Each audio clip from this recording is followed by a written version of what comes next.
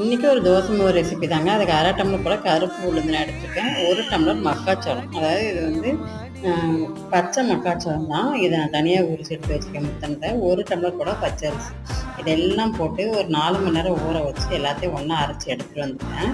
இது ஒரு 5 மணி நேரம் புளிக்க வச்சதுக்கப்புறமா நம்ம தோசை சுட்டால் சூப்பராக இருக்குங்க. நல்லா பார்த்திங்கன்னா பொங்கி வந்திருக்கு. இந்த தோசை நல்லா மொறுன்னு சூப்பராக வரும். அதுக்காக தான் நான் பச்சை அரிசி போட்டிருக்கேன். கண்டிப்பாக இந்த ரெசிபி வந்து ட்ரை பண்ணி பாருங்கள். ரொம்ப ரொம்ப ஹெல்த்தியானது. ஒரே மாதிரி தோசை சுட்டு சாப்பிடாம இந்த மாதிரி தோசை சாப்பிடுங்க. ரொம்ப ஹெல்த்தியும் கூட. ஸோ இந்த மாதிரி மக்காச்சோள தோசை பார்த்தீங்கன்னாவே தெரியும் எவ்வளோ மொறுன்னு கிறிஸ்பியாக வந்திருக்குங்க. டேஸ்ட்டும் வேறு லெவலில் இருக்குங்க. இதுக்கு ஒரு சூப்பரான பச்சை கொத்தமல்லி சட்னி வேறு அரைச்சிருக்கேன். இதோட ரெசிபியும் நம்ம சேனலில் இருக்குது. கண்டிப்பாக செக் பண்ணி பாருங்கள். நிறைய தோசை வெரைட்டி இதில் இருக்குது. பிடிச்சிருந்தா எல்லோரும் லைக் பண்ணி ஷேர் பண்ணி கமெண்ட் பண்ணுங்கள். மறக்காமல் சப்ஸ்கிரைப் பண்ணிக்கங்க. இன்னொரு நல்ல யூஸ்ஃபுல்லான வீடியோ நமக்கு பாய்.